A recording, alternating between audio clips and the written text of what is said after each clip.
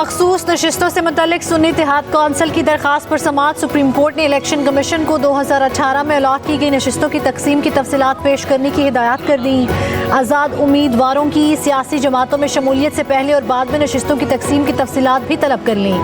Chief justice ने remarks दिए कि हम इतनी बारीकियों में ऐसे जा रहे हैं जैसे इलेक्शन कमीशन के खिलाफ अपील सुन रहे हों। समझ नहीं आ रही इलेक्शन कमीशन से मांगा क्या जा रहा है। जस्टिस अतहर मिनिल्ला ने कहा कि नशिस्तों की तकसीम तो बात की चीज़ है, बुनियादी सवाल बड़ी सियासी जमात को गलत तशरीह करके इंतखाबात से बाहर करना है। चीफ जस्टिस ने कहा आज तक किसी हारने वाले ने नहीं कहा कि इलेक्शन ठीक हुआ है। जस्टिस मंसूर अली शाह बोले काश मेरा दिमाग चीफ जस्टिस जैसा होता तो पढ़ते ही समझ जाता, इतनी किताबें इसलिए पढ़ रहे हैं कि समझ आ जाए। चीफ जस्टिस ने कहा फैसला ऐसा लिखना चाहिए कि मैट्रिक का तालिबे इल्म भी समझ जाए। जस्टिस मंसूर अली शाह ने कहा हम चाहते हैं जिसका जो हक है उसको मिलना चाहिए। चीफ जस्टिस काजी फाइज ईसा बोले अगर हक की बात है तो उसका मतलब है आप आधा फैसला कर चुके हैं।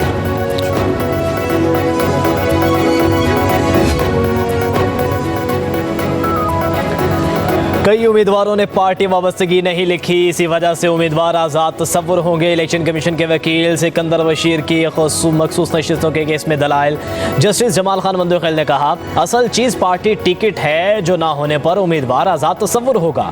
वकील ने कहा इस मामले पर मैं और आप एक पेज पर हैं। जस्टिस जमाल खान मंदोखेल बोले पेज फाड़ दें, मुझे एक पेज पर नहीं रहना। वकील इलेक्शन कमीशन ने कहा बैरिस्टर गोहर के जारी करदा पार्टी टिकट्स की कानूनी हैसियत नहीं। इलेक्शन कमीशन ने इंट्रा पार्टी इंतखाबात 23 दिसंबर को कलअदम करार दे दिए थे। जस्टिस मंसूर अली शाह ने कहा इलेक्शन कमीशन का फैसला 26 दिसंबर को मुअत्तल हो चुका था। जमीयत उलमा इस्लाम ने इंतखाबात और मखसूस नशिस्तों पर इलेक्शन कमीशन के मौक़िफ़ की हिमायत कर दी। सुप्रीम कोर्ट में JUIFA की वकील कामरान मुर्तज़ा ने सुप्रीम कोर्ट में बयान दिया कि उनकी जमात इस केस में इलेक्शन कमीशन के मौक़िफ़ को इख्तियार कर रही है। जस्टिस जमाल मंदोखेल ने सवाल किया कि आप कह रहे हैं इलेक्शन कमीशन ने बिल्कुल ठीक काम किया है। उस पर कामरान मुर्तज़ा ने हंसते हुए जवाब दिया कि जी हाँ, इलेक्शन कमीशन ने बिल्कुल ठीक काम किया है। जस्टिस मुनीब अख्तर ने मौलाना फजल रहमान की न्यूज़ कॉन्फ्रेंस की तरफ इशारा करते हुए कहा कि कल टीवी पर एक प्रेस कॉन्फ्रेंस चल रही थी, आपका मौक़िफ़ तो इससे बिल्कुल मुख्तलिफ है।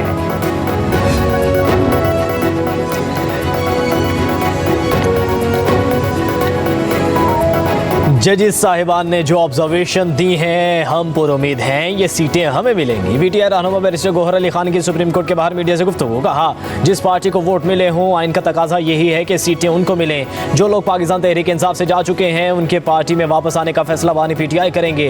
हामिद रजा ने कहा था कि PTI का जो भी फैसला होगा उन्हें कबूल होगा। जालिमाना बजट देने पर हुकूमत कोई भी शर्मिंदा नहीं। सुन्नी इत्तेहाद कौंसिल किस मुँह से मखसूस नशिस्तें मांग रही है, ये मुतालबा ही गैर मुनसिफाना है। वफाकी मुशीर कानून उमूर बैरिस्टर अकील मलिक की प्रेस कॉन्फ्रेंस। कहा सुन्नी इत्तेहाद कौंसिल ने मखसूस नशिस्तों की फहरिस्त इलेक्शन कमीशन में जमा नहीं कराई। किसी उम्मीदवार ने कागजात नामजदगी भी जमा नहीं कराए। आइन और कानून को किसी की मंशा पर तब्दील किया जा सकता है, न मखसूस नशिस्तें खाली छोड़ी जा सकती हैं। इलेक्शन कमीशन मुतनासिब नुमाइंदगी का फार्मूला सुप्रीम कोर्ट में पेश करेगा।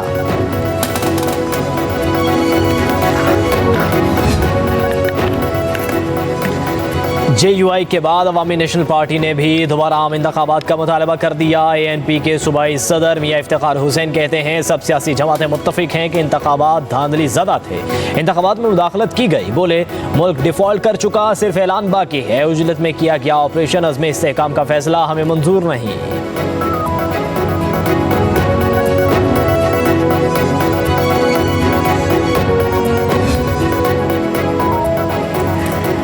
PTI आज़ाद सहाफ़त से खौफज़दा और आवाम से मायूस है। इक़्तिदार के लिए हमेशा गैर जमहूरी हथकंडे इख्तियार करना और साजिशें करना PTI की पहचान है। इक़्तिदार की खातिर गिरने के लिए PTI की कोई हद नहीं। पीपल्स पार्टी के चेयरमैन बिलावल भुट्टो का खैबर पख्तूनख्वा में आज़ाद सहाफ़त के लिए तंग होती ज़मीन पर इजहार तशवीश। कहा खैबर पख्तूनख्वा में सहाफ़ियों के खिलाफ पुरतशद्दुद वाक़यात में इजाफा नाकाबिले बर्दाश्त है। मुतासिर सहाफ़ी अपने खिलाफ होने वाले मज़ालिम का ज़िम्मेदार खैबर पख्तूनख्वा के वज़ीर आला और हुक्मरान जमात को करार दे रहे हैं। जुल्फ़िकार अली भुट्टो साहब ने एक नस्ल परस्त हुक्मरान, एक नस्ल परस्त हुकूमत ने इस अपनी नस्ल परस्ती को, तासुब को पहले कानून का सहारा दिया, फिर आइन का दर्जा दिया। सुप्रीम कोर्ट के चीफ जस्टिस कर चुके हैं, वो एमक्यूएम की जानिब से था। वो आर्टिकल 140A का था, फैसला हो गया है, इस पर इम्प्लीमेंटेशन नहीं हुई है। खुदा के लिए सुओ मोटो एक्शन लिया जाए। भुट्टो की नस्ल परस्त हुकूमत और नस्ल परस्त हुक्मरान ने कोटा सिस्टम लगाकर तकसीम की बुनियाद डाली। सुप्रीम कोर्ट से दरखास्त करता हूँ, 140A पर अमल दरामद का फैसला आ चुका, लेकिन अमल नहीं हो रहा। इस पर सोमोटो एक्शन ने कराची में एमक्यूएम के कन्वीनर डॉक्टर खालिद मकबूल सिद्दीकी और डॉक्टर फारूक सत्तार की प्रेस कॉन्फ्रेंस कहा, ग्रेड 15 तक की नौकरियां मुकामी लोगों को मिलनी चाहिए। हम सिंध हाई कोर्ट के 30 जून के फैसले पर शुक्रगुजार हैं। 56,000 नौकरियां जो तासुब और नस्ल परस्ती पर दी जाती थी, अदालत ने जरा ठहरो की आवाज लगाई है। इस फैसले ने नौजवानों और कौम को यकीन दिया है। खालिद मकबूल सिद्दीकी ने जो है पहले तो शहीद कायद हमारे शहीद जुल्फ़िकार अली भुट्टो साहब के खिलाफ भी जहर अंगेज गुफ्तगू की है। तो ये कोटा सिस्टम की बात कर देना खालिद मकबूल सिद्दीकी की जानिब से नहायत अफसोस की बात है। मुत्तहदा कौमी मूवमेंट आज भी सिंध के बेशतर जितने मसाइल हैं उसकी जिम्मेदार है।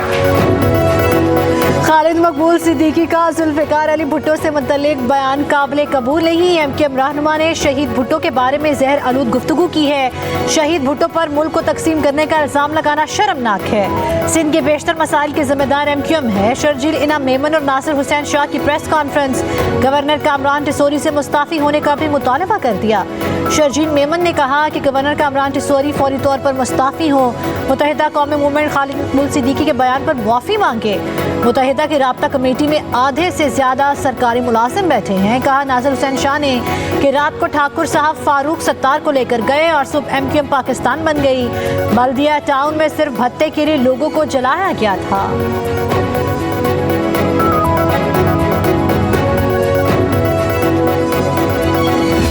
इस बजट के अंदर कोई ऐसा तरीका नहीं है कि आप जो टैक्स बेस है उसको आपने एक्सपेंड किया। खित्ते में सबसे महंगी बिजली पाकिस्तान में, खित्ते में सबसे महंगी गैस पाकिस्तान में। वज़ीर ख़ज़ाना जस्टिफाई करें ना कि आप कर क्या रहे हैं। आप सैलरीड क्लास को दबा रहे हैं, आप इंडस्ट्रियलिस्ट को दबा रहे हैं, जो लोग जॉब्स क्रिएट करते हैं।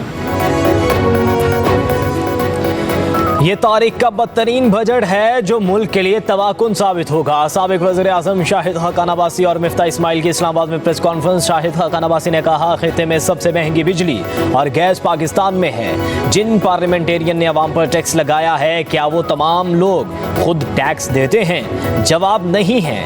इस खाम ख्याली में ना रहें कि अवाम पर टैक्स लगाते रहेंगे और अवाम देते रहेंगे। अवाम ब्रेकिंग पॉइंट पर हैं। सूरत हाल बरकरार रही तो अवाम टैक्स देना बंद कर देंगे। मिफ्ता इस्माइल बोले, IMF ने नहीं कहा था कि MNAs और MPS को 500 अरब रुपए दें। IMF ने कहा था ज़राअत और रियल स्टेट पर टैक्स लगाएं, वो आपने नहीं किया।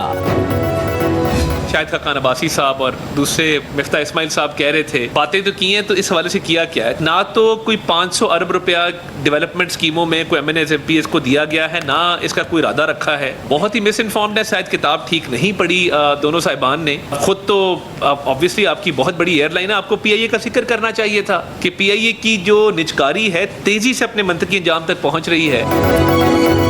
लगता है शाहिद हक़ान और मिफ्ता इस्माइल ने बजट किताब नहीं पढ़ी। हमारे साबिक साथियों ने गलत अदाद-ओ-शुमार पेश किए। अदा तारड़ की प्रेस कॉन्फ्रेंस, बोले हुकूमत जितने अखराजात कम कर सकती थी कर दिए। शहबाज शरीफ ने अखराजात कम करके दिखाए हैं। शाहिद हक़ान का अरकान असम्बली को 500 अरब रुपए देने का दावा दुरुस्त नहीं।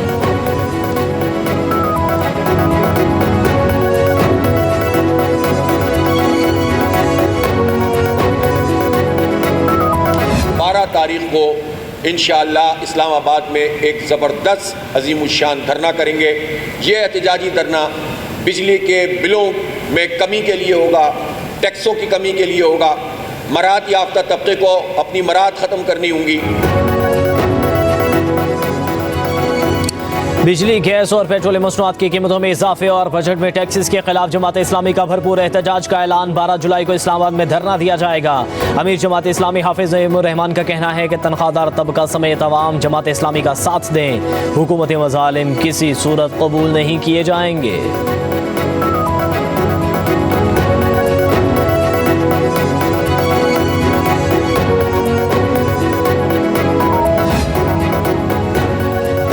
PTI कोर कमेटी का इजलास, JUI से मुज़ाकरात के मामले पर ब्रीफिंग। कोर कमेटी ने मुज़ाकराती अमल शुरू करने की मंजूरी दे दी। अब ऑफिशियल कमेटियों की बाज़ाब्ता मुलाकात होगी। असद कैसर मौलाना से रब्ता करके वक्त का तयन करेंगे। JUI की रिजर्व सीट से मुतालिक इलेक्शन कमीशन के मौक़िफ़ की तायद पर भी कोर कमेटी में बातचीत। असद कैसर ये मामला JUI क़यादत के सामने रखेंगे।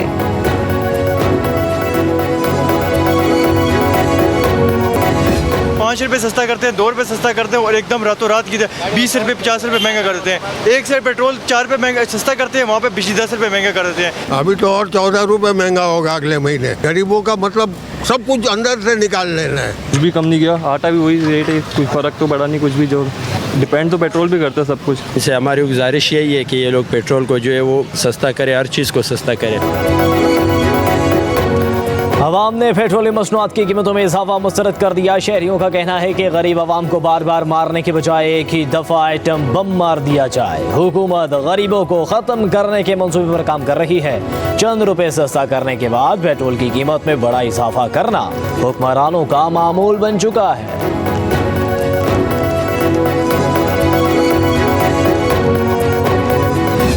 लाहौर, गुजरात, गुजरावाला, वजीराबाद समेत मुल्क के बेशतर शहरों में गरज चमक के साथ मूसलाधार बारिश। बागों के शहर का मौसम ठंडा हो गया। दर्जा हरारत में भी कमी रिकॉर्ड। आंधी और बारिश के बायस मुतादिद फीडर स्ट्रिप कर गए। मरी गलियात में भी बादल जमकर बरसे।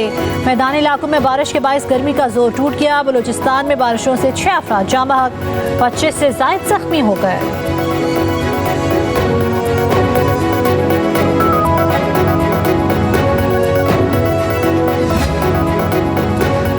बारिश के बाद लाहौर की सड़कें नदी नालों का मंजर पेश करने लगीं। वज़ीर आज़म शहबाज शरीफ के घर को जाने वाली सड़क पर भी बारिश का पानी जमा। Model town, jail road, Gulberg और दीगर इलाकों में भी पानी ही पानी। सबसे ज़्यादा बारिश करतबा चौक में 110 मिलीमीटर रिकॉर्ड की गई।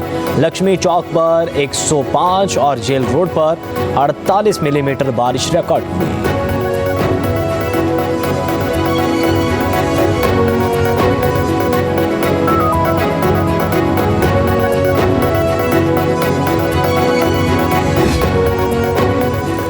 वज़ीर आला पंजाब मरीम नवाज ने लाहौर के मुख्तलिफ इलाकों का दौरा किया और बारिश के बाद की सूरत हाल का जायजा लिया। वज़ीर आला मरीम नवाज ने इंतजामी अफसरान को फील्ड में रहने और निकासी आप को बर वक्त यकीनी बनाने की हिदायत की। वज़ीर आला ने एयरपोर्ट से Shadman, Firozpur road, Davis road, Shimla Pahari के इलाकों का जायजा लिया। लक्ष्मी चौक में एक शहरी ने मरीम नवाज की गाड़ी रोक ली। वज़ीर आला ने पास बुलाकर मसला सुना और हल्की यकीन दहानी करवाई।